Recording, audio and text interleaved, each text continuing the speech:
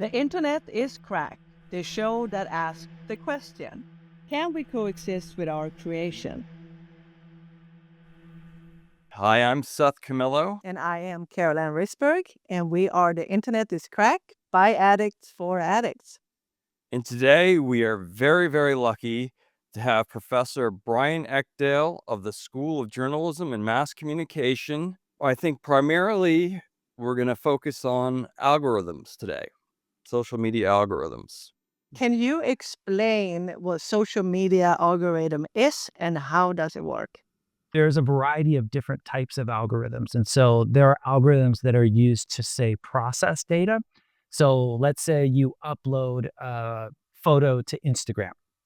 Instagram has an algorithm that is going to go through that photo and try to maybe recognize objects in it. It might try to recognize faces and say, oh, do you want to tag your friend, your family member, right? We recognize them in the photo. It's also going to do some level of content moderation as well. It's going to look to see, like, is there violent material in here? Is there nudity that we need to be concerned about? Are there expletives that are shown that we might want to screen out? And that would go part of the content moderation process. But it might also just tag it and label that. So maybe I take a cute photo of my dog, right? There's an algorithm that's going to go through that and screen that and say, this image contains dog, right? This image contains this color pattern. And so there's these algorithms that try to make sense of the data that we add to our social media accounts. And then there are distribution algorithms, and those are the algorithms that determine what type of content we see. So if you think of a social media site like X or previously Twitter and Blue Sky and some of those, the way that the content is often presented to us is just chronologically, right? There's not an algorithm that's determining that. It's just who's in your network and who posted what in what order. But if you think of other social platforms like Instagram or Facebook or TikTok, they're making decisions about what you're going to see. And they're taking into account who's in your network. Those are obviously going to be prioritized. But beyond that, what are the interests that you've indicated, right? So if I, for example, I'm at the University of Iowa. We were fortunate enough to have Caitlin Clark here. I'm a big fan of women's basketball. I follow the WNBA and some of women's basketball leagues. So when I go on social media, I get a lot of that content because Facebook or Instagram or TikTok has recognized that I'm going to pay attention to that content. And so it distributes the content that it thinks that I like. And so it seems like it's kind of this mysterious thing, but it's all just basically some amount of computer code that is taking in different pieces of information and then producing an outcome. Is this all at its heart? Would it be defined as AI, artificial intelligence, because it's taking data and making an independent judgment?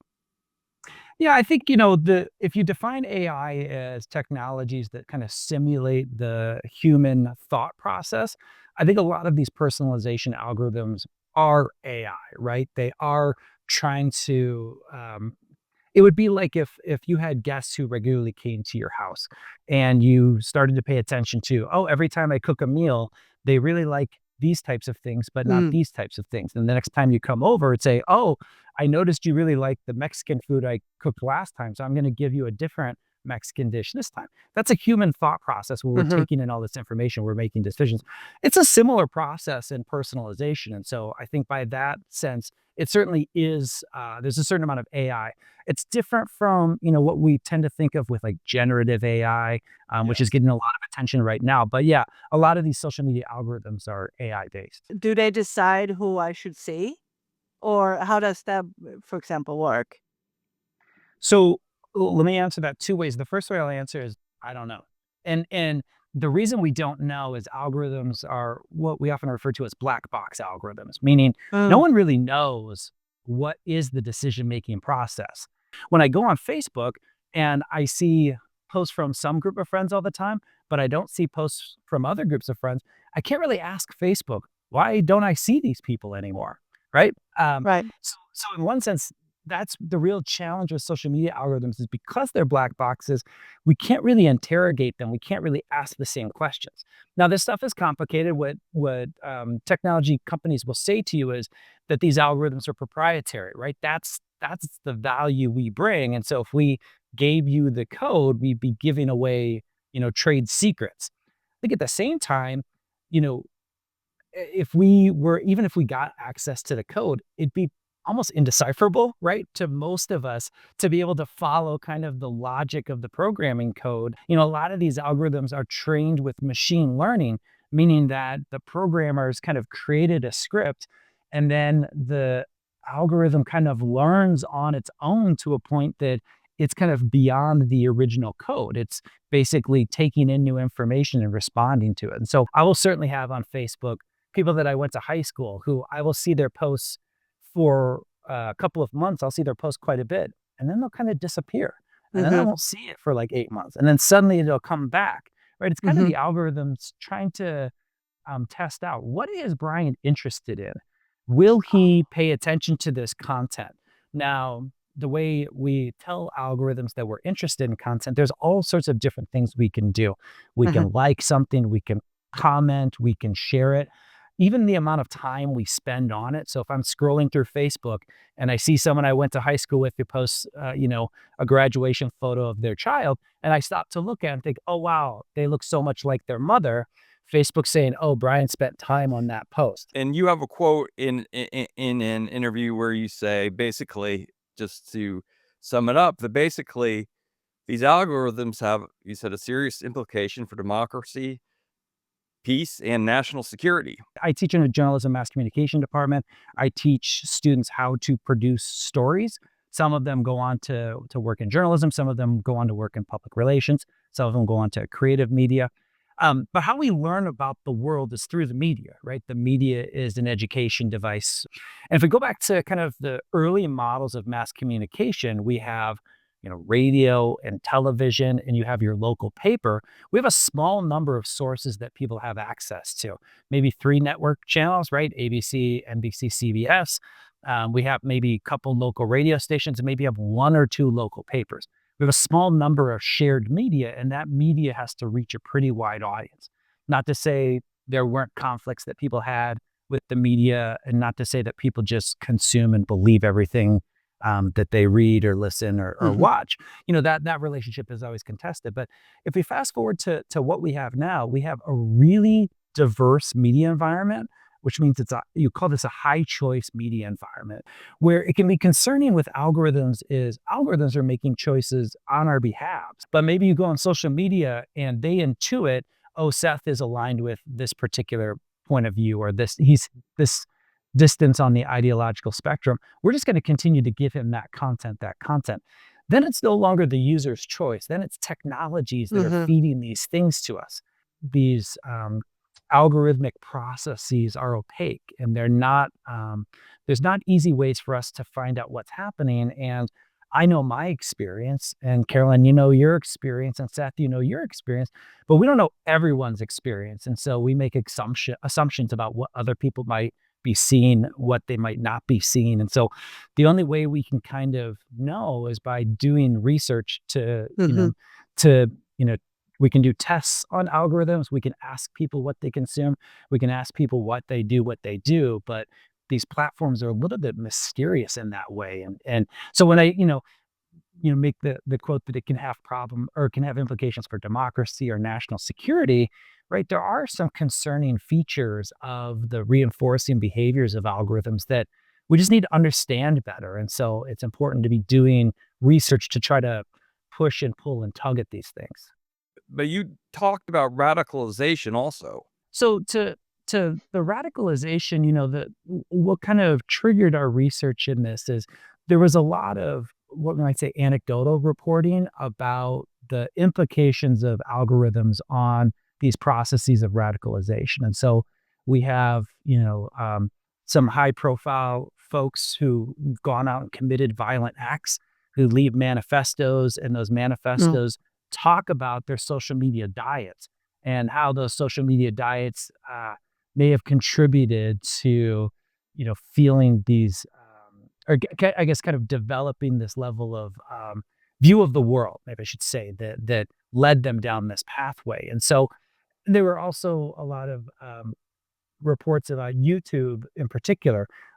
This is maybe like 5 or so years ago that um, folks were saying, hey, I went on YouTube to watch a political video, and then the next video that was recommended to me was perhaps even more Mm. extreme than that one. And then you start to kind of watch recommendation on recommendation, and then you get down the rabbit hole into some Uh-huh. pretty extreme or conspiracy theory laden stuff. And so, what we wanted to do with my collaborators is we wanted to kind of study this process and try to understand what are some of the relationships between maybe these radicalization tendencies Mhm. and social media behaviors.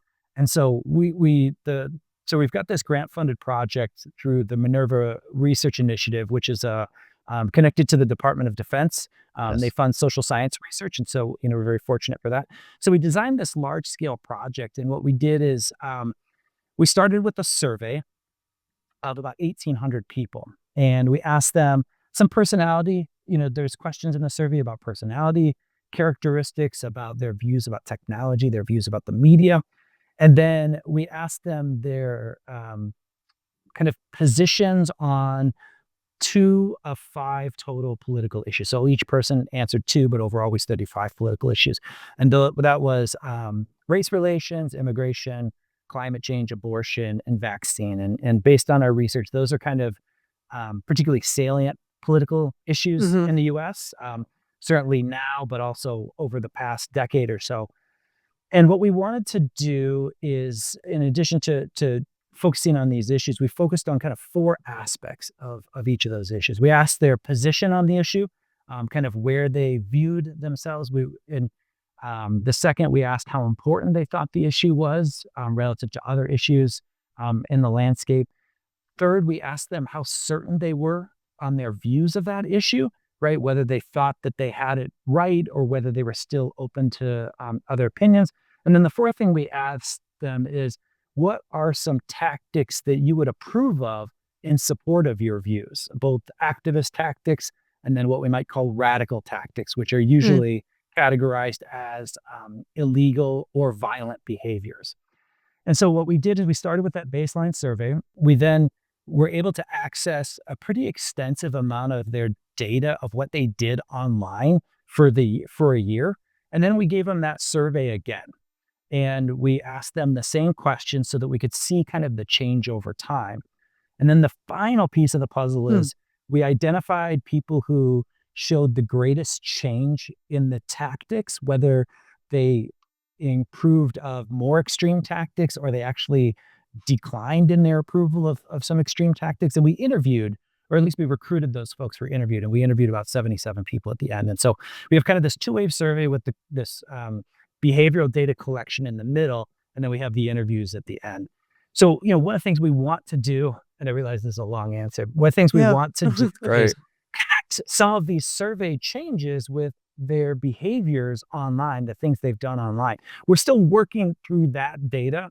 Um, it's a very large data set. We have 1,000 people. Some of them we have data on every day. Some of them we have data on some days, and it's millions of basically data points that we're trying to wrangle. And thankfully, I have some very smart colleagues in computer science who can help me do that because that's Wow, beyond yeah. my skill set. But we've done some stuff with the 2 surveys, and we've certainly done some stuff with the interviews at the end to try to understand these processes. But what we want to do is we want to identify, are there some psychological attributes that Mhm. might contribute to, you know, radicalization, not necessarily radicalized to the level that these folks are out there committing violent acts, but maybe people whose views are becoming more extreme over time. Mhm. Maybe people whose views they're convinced are more and more important. Maybe people who are becoming more and more closed-minded, convinced that they are 100% right. And then also the tactics. They're people who are more and more likely to approve of violent or illegal tactics. It seems to me that there is definitely an effect that these algorithms do have on people. I mean, and just even the fact that my friends who have children, the amount of time they spend on these apps there's no way they can't be affected by what they're seeing, because they're seeing so much and they're being taken places by an algorithm. If we think about what is the business model of a social media platform, for the most part, Mhm. they're advertisement based, right? Mhm. Um, when Mark Zuckerberg was testifying before Congress and was asked, "How do you make money?" It's like, "We sell ads, Senator." Right? It's very much the old model of media that Mhm. people are kept for ads. And how do you provide them with ads? You keep them on the platform as long as possible, right? That's the goal. Or Mhm. you provide, and I should say, and you provide them with ads that are directly relevant, that they're going to, be actionable. And so part of the reason social media platforms are collecting all sorts of data on us is so that they can tell advertisers, hey, target that to this person, right? Wow. They can look and say, hey, Brian is really interested in women's basketball. He's a prime target to watch the Unrivaled League that has just started, or he's a prime target to buy tickets to the Indiana Fever because we can tell he's a Caitlin Clark fan. So they want us to stay on the Mm. platform for a long time. That's how they make money. And they make money by selling those targeted ads that can be really effective. Sort of like there's 4.2 billion different Facebooks. Yeah. Exactly. Yeah. Right. It's it's the product of a high choice media environment in which algorithms can then customize that high choice media environment for each individual user. And it's not only the formal publications that exists and websites. It's the three of us, right? When we produce content, we are Mm. now held in the same system, like the content library of these platforms, and get distributed out in varying degrees as well. Actually, it's kind of scary in one way. That it seems like if I go on Google or I go on whatever, that they're picking information about what I like and try to direct me in whatever direction. Yeah. I mean, in some sense, like, you know, I keep referring back to the old model, and I don't want to necessarily do romantically, because if you have three channels, one radio station, and one newspaper, you're getting five different perspectives that are So, honestly all pretty similar to each other. And mm, so with the high media choice environment, we're able to hear from a lot of different voices in ways that I think can be really beneficial, right? There's a lot of like minority voices that were largely excluded from the mainstream media. That has changed now, but and so when you democratize kind of content creation, it mm, allows more voices to participate. But that includes some voices that I think we probably should have been hearing more from before. And then maybe some voices that we shouldn't have been hearing more from. There was a reason that they were excluded from the participation. And so the mm, democratizing, you get a mix of those different things. And so on the user standpoint, if I get to choose what I consume, there are some benefits of that, because it allows me to elevate the voices of some content creators who wouldn't necessarily have an opportunity to be successful otherwise. But if we start to think at a social level, if my information diet is different from your information diet, which is different from other people's information diet, it becomes difficult for us to have conversations with each other. It can be difficult for us to come to agreement, come to consensus. mm. We certainly see that in the United States. We certainly see like large partisan and political divides, and Yeah. some of that is based on that people are just consuming vastly different information, and they believe different things are important, and they believe different facts about the same topics. And Yeah. and Mm. so there's always kind of a push and the pull. There's some things that have been productive about it, but there's also certainly things that are problematic. Well, and certainly you would Yeah. put the internet as crack as one of the You're benefits right. Yes. the benefits of democratized information. But I've got a question for you, and I have to credit a friend of mine who uh, asked me to ask you this question. Well, it's a two-part question. One, what do you think about the ban, not ban, whatever's going to happen to TikTok? And Mm. also, why, this was his question, Dave, you get credit for this. Why what about that algorithm? Why can't people just move to uh, another platform? Right. What are people so they're serving up different flavors of algorithms, I guess, right? Yeah. I mean, so the so what do I think about the TikTok ban? And then I should say, I'm not going to give you a firm answer on whether or not I think it should be banned or not. I think there are parts of TikTok that are concerning from a national security standpoint. And this has to do with the fact that there are close relationships between private life and public life in China, such that Mm. technology companies, essentially have to cooperate with the Chinese government. And I know some of the concerns around TikTok were that whether or not there was user data of the Americans that was being stored in servers in China in such a way that the Chinese government had access to it. And there was certainly a couple of years ago, there were some cases where journalists did report that their information was being shared in a way that was really kind of troubling. Mm. Now, the U.S. government has said that they feel pretty confident that this data is being accessed or is accessible to the Chinese government. They haven't done a lot of disclosing where that confidence comes from, Uh-huh. right? Uh-huh. I think Okay. there would certainly be some benefit of being transparent with the American people if they Mm-hmm. feel confident that that is the case. Um, so that's one of the concerns is the data privacy aspect of it.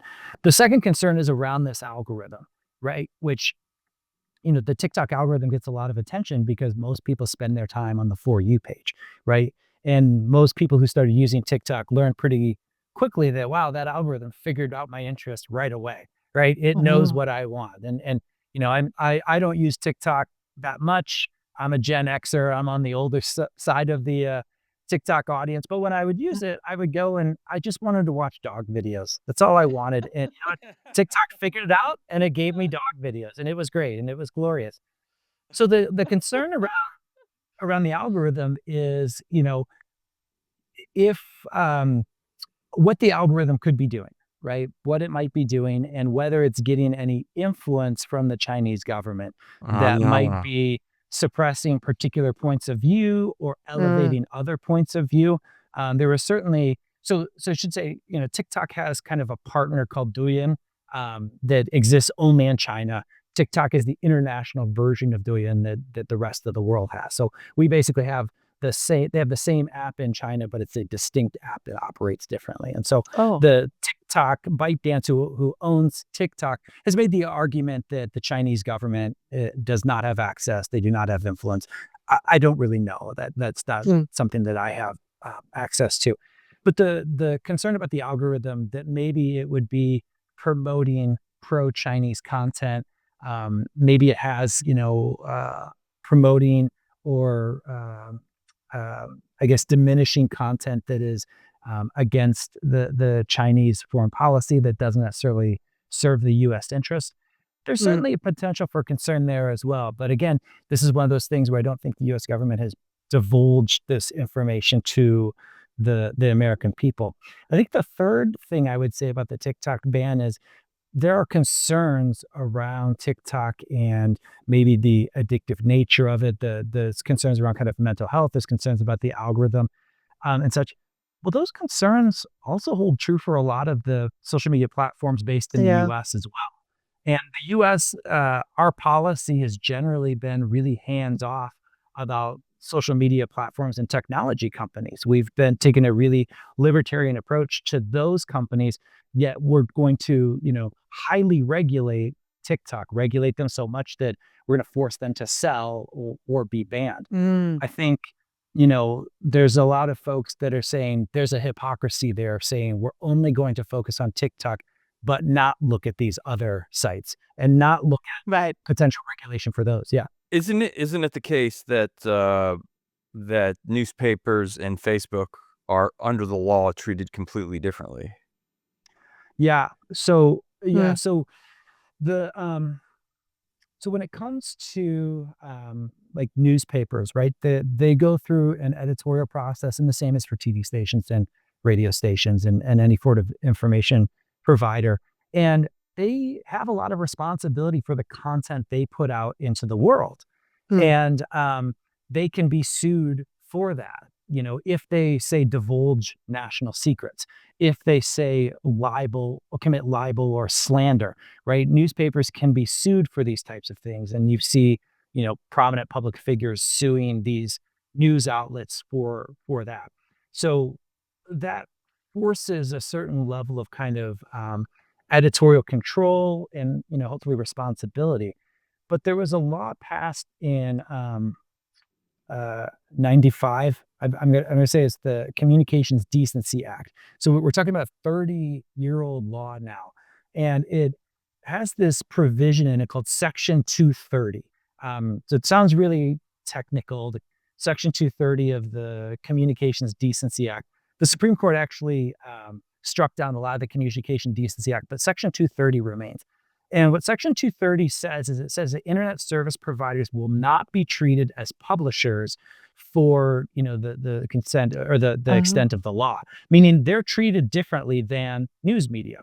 Now, there's reasons for that, because if I'm a newspaper editor and someone writes a letter to the editor, I get to decide whether or not I publish that. And I can make a decision that this person's views are so irresponsible that I'm not going to let it be published in the paper. It's a lot different on something like Facebook or YouTube, where people are uploading, millions of posts a minute, right? It becomes a lot harder to do that content moderation. But social media platforms can also use that as a shield and say, look, you can't sue us. And so it reduces the responsibility we feel. One of the recent news items was that Mark Zuckerberg essentially saying that Facebook is going to change its content moderation policy such that it's going to take down less content, but it's going to allow for community notes, meaning that it's not going to fact check, oh, this is false, we should take it down. This is a conspiracy theory, we should take it down. Instead, they're going to allow a group of people to basically annotate that and say, this isn't true, but it still exists online. Facebook's also changed its policies to allow what I believe to be as really derogatory and harmful language towards the LGBTQ community, right? That's a change in their policy. It's something that they decide for themselves. It's not governed by the laws in the same way that the media is. Now, right now, these content moderation decisions are being determined by the economics of how many users do we have and how much time are they set on the site, but it's not being set by legal determinants, which we do for the press. It seems to me that these social media platforms have done a lot to kill normal reporting, quote unquote, normal reporting. Good question. And, we're trading, and newspapers are barely able to survive. I feel like most reporters are working out of passion than paycheck at this point. And due to these social media platforms, do you worry about that? Yeah, absolutely. It's a concern. I think, what a lot of news organizations have done is they've distributed their content on social media platforms because there's a huge audience there, right? That's where users are, and you want to bring your content to the users. But if we think back, how do media companies make money? They make money by selling ads, and they can't sell ads on someone else's platform. And so essentially what's happening is there's a lot of the content that news organizations are giving away for free to Facebook, to X, to Instagram, in the hopes that it might drive traffic back to the mothership, to the website, so that they can use ads, or maybe they can convince people to subscribe. That's the other way. They sell by ads and they sell by subscriptions, where they have paywalls, things like that. And we've certainly seen in the past decade plus, we've seen a decline in revenue in traditional news organizations. We've seen a lot of newspapers closing. We've seen a lot of buying up of local television stations into larger syndicates in ways that are really, concerning and troubling. I think newspapers are really struggling to figure out what is the economic model that can make this work. And you have something like the New York Times, which is the newspaper of record in the US in many ways. And a big chunk of their revenue right now is games. So they figured out a way, but it's a weird model to have Wait, Wordle and I'm connections. unfamiliar with Yeah, this. no. Well, so a lot of people will subscribe to the New York Times or New York Times games to access Wordle or Spelling Bee or connections or things like that. And that's money that then is going to fund the journalism that the New York Times does. But it's a real odd way that that's happening, right? It's very You know, odd. I didn't it's know that. Yeah. and it's good to have, it is a good thing for democracy to have news publications that have reporters that are doing reporting, that are finding out information, that are asking tough questions, that are looking through archives, that are doing that type of stuff. But they're having to find all sorts of different ways to make money. So things like that. You have a lot of news organizations do kind of branded content. And so you might pick up a copy of, say, like The Atlantic, and there might be a 2 or 4 page spread in the middle that was paid for by a company, and they worked with Atlantic writers to write stories that are in line with what that company's interested in. Now, those things are disclosed. It'll usually say, like, done in partnership with whoever it is, with Pfizer or whichever kind of organization that paid for it. But that's a way for them to make revenue as well. So newspapers are having to kind of diversify their portfolio to make money, because social media platforms, which said, which held the promise of newspapers being able to deliver their content to users, turns out weren't generating a lot of revenue.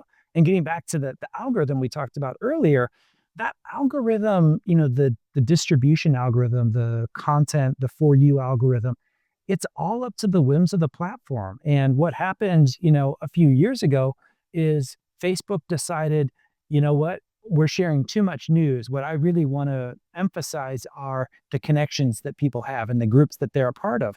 And suddenly visits to websites went way down, because what people were seeing on their Facebook newsfeed was other users, other communities, pages, and things like that. And so news content was getting suppressed, actually.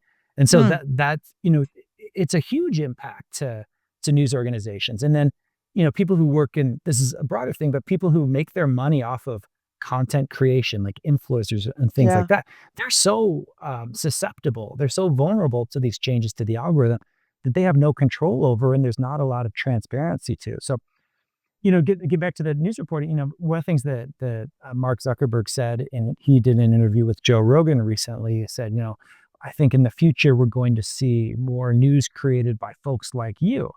Now, in one sense, it's okay to have those voices from the outside that are providing, different perspectives. But if we think about Joe Rogan, he's not reporting. He's providing commentary.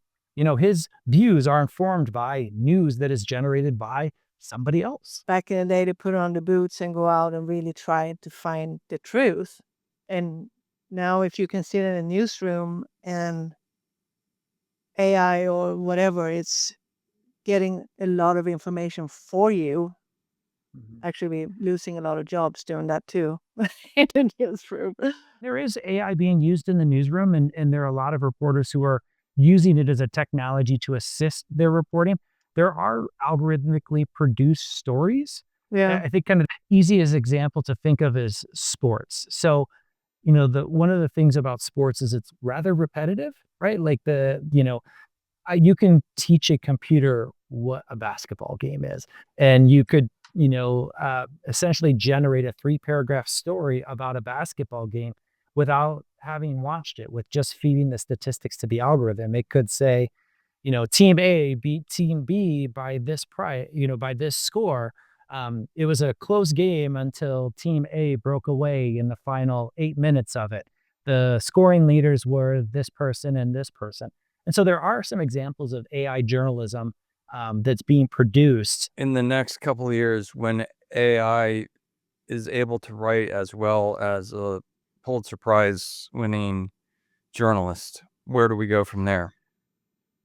Yeah, I mean, I think, so if we think of what generative AI can do, is it can write. Well, what's it going to write about, right? So let's say there's, Pulitzer Prize winning stories about, I'm just going to make one up, nothing's coming to the top of the head, about like corruption in local government in a city in Florida, right?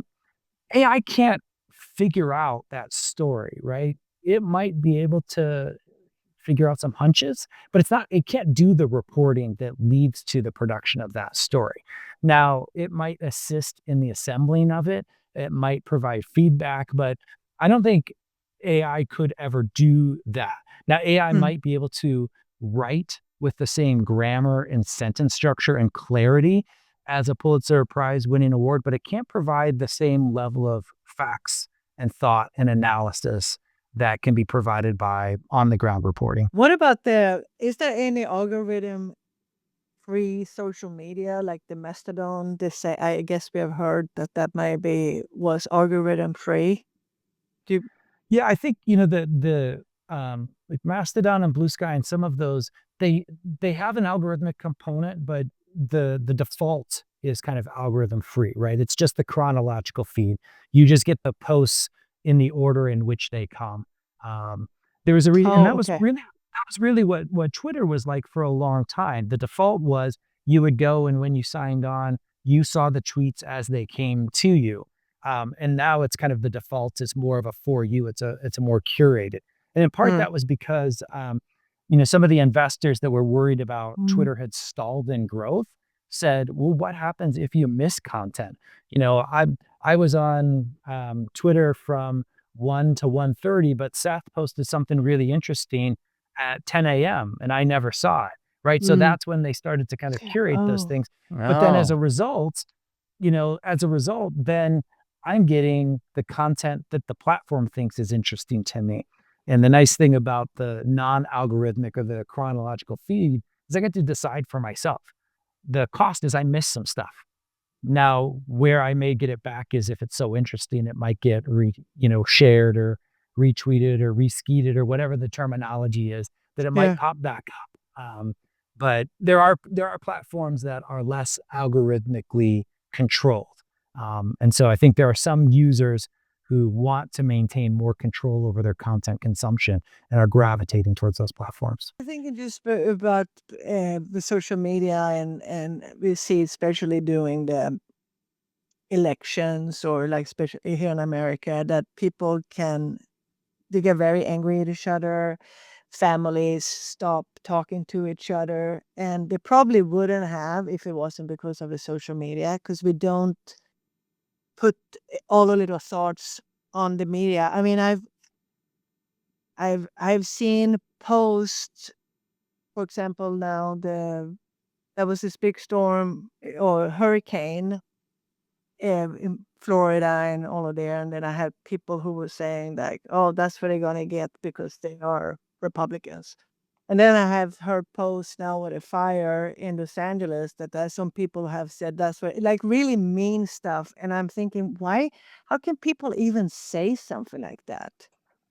But they would never have said it if it wasn't because they're on the social platform where they can just blur out and not knowing they probably hurt somebody's feelings really, really bad. One of the things that social media has done is it's democratized information sharing. And the hope for that was that it would provide a space for the most important voices and the most maybe marginalized voices that weren't being heard before. And in many ways, it's provided a space for the loudest voices. And the loudest voices aren't necessarily the ones we need to be hearing. Also, I think it lowers inhibition, I have to say. I do. You're saying, oh, these are thoughts people had. But I feel like it has, like what Caroline said about the fires and the hurricane. I feel like I maybe disagree with you saying that people thought those thoughts, and only now we hear them. I feel like there is a lowering of the threshold, just like maybe with pornography and stuff like that. That there is a lowering of the quality of content, and people are expressing things they never would have thought of before. That's my feeling. And so to your point about like online disinhibition, there is certainly some evidence to say that people are more willing to say certain harmful things online than they would, or especially if they can do it anonymously than they would offline. So there is some Right. evidence of that. Yeah, I can see that. It is easier to say something mean behind a computer than actually going face to face and say something, Sure. you know. Obviously, all of this is affecting us, Sure. one way or another. Certainly fully integrated into our lives. And so it's important to Yeah. kind of turn the microscope on it. Yeah, I agree, 100%. Thank you. So, Thank you. Thank you so much. Thank we you. really appreciate it. All Thank right. you. Thank you for watching or listening to The Internet is Crack. Tune in next week when we have another great conversation about robotics, AI, and the internet. You can watch us or listen to us on YouTube or Spotify or many other outlets. And don't forget to follow us on social media. See you next Monday.